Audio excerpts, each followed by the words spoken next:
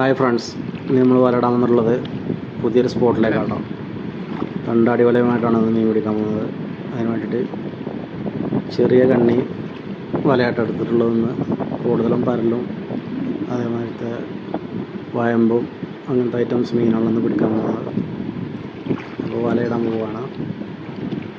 അപ്പോൾ വെള്ളമില്ലാത്ത ഏരിയയാണ് നമ്മൾ തിരഞ്ഞെടുത്തുള്ളത്.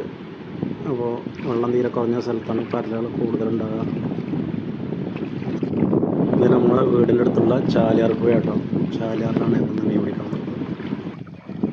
ഏകദേശം 1-1.5 മണിക്കൂർ കഴിഞ്ഞാൽ ഞങ്ങൾ വല എടുക്കും. അപ്പോൾ അത്യാവശ്യം നല്ല മീനുള്ള ഏരിയയാണ്. അങ്ങനെ വലയൊക്കെ ഇട്ട് സെറ്റായിട്ടുണ്ട് കേട്ടോ. ഇനി ഏകദേശം 1 മണിക്കൂർ കഴിഞ്ഞതിന് ശേഷം ഞങ്ങൾ വല പൊക്കാൻ പോയപ്പോൾ അത്യാവശ്യം സൈസുള്ളൊരു കരിമീൻ കുടുങ്ങി കിടക്കുന്നുണ്ട്. ചെറിയ കണ്ണിൽ എങ്ങനെ അബദ്ധവശാൽ കുടുങ്ങിയതാണ്. അത്യാവശ്യം സൈസുണ്ട്, കുഴപ്പമില്ലാത്തൊരു കരിമീനാണ് കിട്ടിയിട്ടുള്ളത്. അങ്ങനെ വലയൊക്കെ ജസ്റ്റ് ഒന്ന് നോക്കാൻ വേണ്ടി പോയതാണ്. അപ്പോൾ ഈ കരിമീനിൽ കുടുങ്ങി കിടക്കുന്നുണ്ട്. അങ്ങനെ അവനെ നമ്മൾ പൊക്കിയിട്ടുണ്ട്. അപ്പോൾ വല ജസ്റ്റ് ഒന്ന് പൊന്തിച്ച് നോക്കുമ്പോൾ കുഴപ്പമില്ലാത്ത രീതിയിൽ മീനെ കുടുങ്ങിയിട്ടുണ്ട്. അങ്ങനെ നമ്മൾ വലയൊക്കെ എടുത്ത് നേരെ വീട്ടിലോട്ട് പോകാട്ടോ.